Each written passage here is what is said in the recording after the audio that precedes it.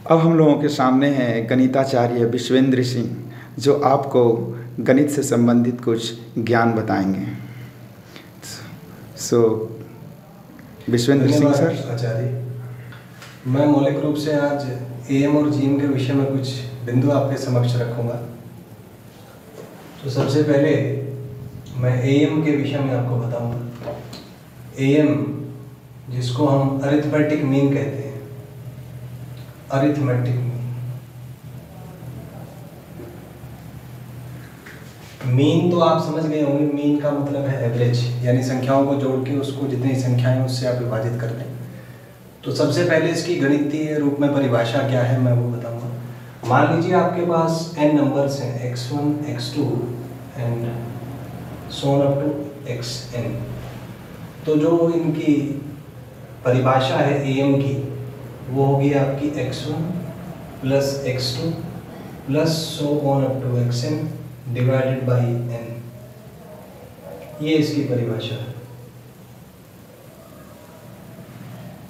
इसके बाद हम आएंगे जीएम पे। जीएम को ज्योमेट्रिक मीन कहा जाता है।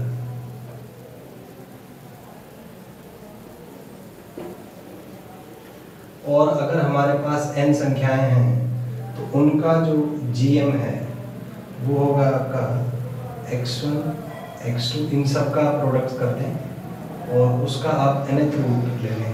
ये इसकी परिभाषा है जीएम की। तो मान लीजिए मैं एक उदाहरण लूँगा यहाँ पे। मान लीजिए आपको 4 नंबर दिए गए हैं, 1, 5, 3 और 2। तो सबसे पहले इसका एएम क्या होगा? तो जैसे कि हमने यहाँ पे पढ़ा, एएम होगा 1 plus 5 plus 3 plus 2 divided by कितनी संख्या है यहाँ पे? 4। तो हमने इसको 4 से विभाजित कर दिया। आप जोड़ेंगे तो 1 और 5 6, 6 3 9, 9 और 2 11। तो ये 11 बाई 4 बन जाएगा। आप इसको विभाजित करेंगे तो ये 2.75 आपका आ जाएगा आंसर। यदि हम इसके जीएम की बात करें तो जीएम आएगा, आप इनका प्रोडक्ट कर दें, 1 multiplied by 5 multiplied by 3 multiplied by 2, इसका 4th रूट। तो ये 30 की पावर 1/4 होगा। ये करीबन 2 से 3 के बीच में नहीं करेगा इसका जो जीएम है। तो आप ऐसे एएम और जीएम को कंपेयर कर सकते हैं। अब एक थ्योरम है यहाँ पे, इनइक्वालिटी आप कह सकते हैं, जो होल्ड करती है केवल पॉजिटिव नंबर्स के लिए। और वो इनइक्वालिटी ये है कि for positive numbers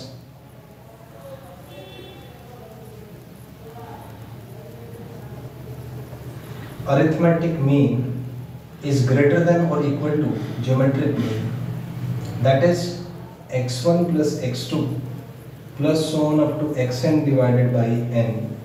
This is greater than or equal to nth root of x1 x2 so on up to xn. This is the inequality. अगर 2 नंबर्स के लिए हम कंफाइन करें तो 2 नंबर्स के लिए हम कह सकते हैं for 2 नंबर्स, उसके लिए हम कह सकते हैं कि x1 plus x2 by 2 is greater than or equal to the square root of x1 x2. This is the inequality as we said. तो इस पूरे प्रोसेस को एक बार फिर समझेंगे। हमने पढ़ा आज एएम और जीएम के विषय में। एएम जिसको अरिथमेटिक मीन कहते हैं। मान लीजिए आपके पास n नंबर्स हैं, x1 x2 up to xn। तो इनका अरिथमेटिक मीन होगा x1 plus x2 plus so on up to xn divided by n। Similarly geometric mean के लिए आप सबको मल्टीप्लाई कर दें और उसका nth रूट आप ले लीजिए। फिर हमने पढ़ी 4 संख्या 1, 5, 3 और 2। इनका अरिथमेटिक मीन आया था 2.75 और ज्योमेट्रिक मीन 30 की पावर 1/4।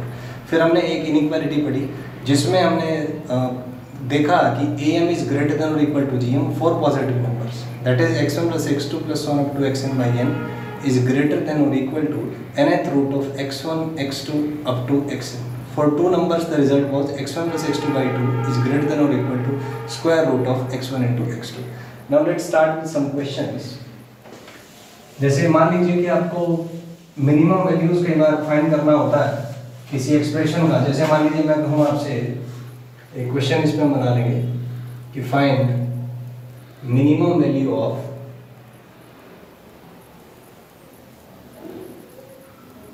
फर्स्ट पार्ट इसका ले लेते हैं हम x plus 1/x।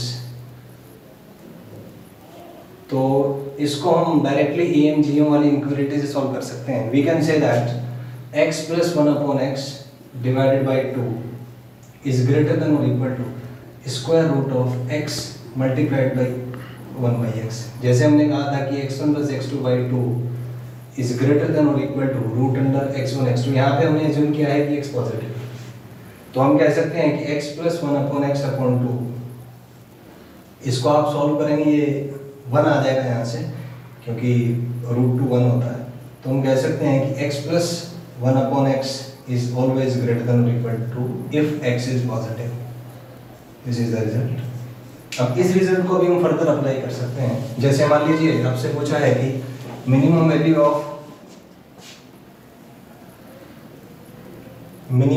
Of sin x plus 1/sin x। तो अगर आप sin x को x मान लें तो certainly we can say that for positive number it's always greater than और इक्वल टू 2। दूसरा आप यूज कर सकते हैं cos x plus 1/cos x, ये भी हमेशा 2 से पॉजिटिव होगा obviously these numbers are positive. Similarly tan x plus 1/tan x, ये भी हमेशा 2 से बड़ा होगा।